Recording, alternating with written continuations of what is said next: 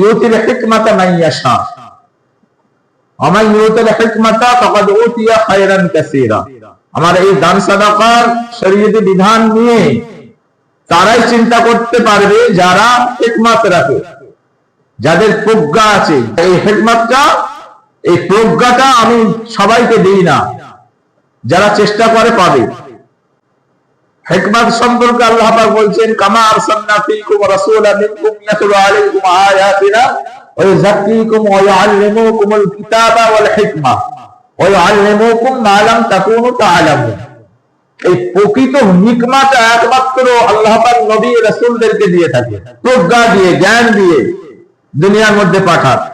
ওই জন্য বলছেন কামা আরসালনা ফীকুম, এই যে আমি তোমাদের মাঝে একজনকে পাঠালাম, রাসূলাম মিনকুম, তোমাদের মধ্যে থেকে একজন মানুষ, তাকে আমি রাসূল রূপে তোমাদের কাছে পাঠালাম।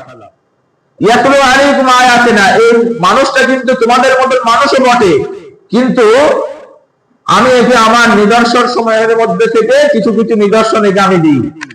এর কাজটা কি হবে? এই মানুষটার কাজটা ওই যাক্কিকুম, তোমাদেরকে পবিত্র করবে, আর কি করবে?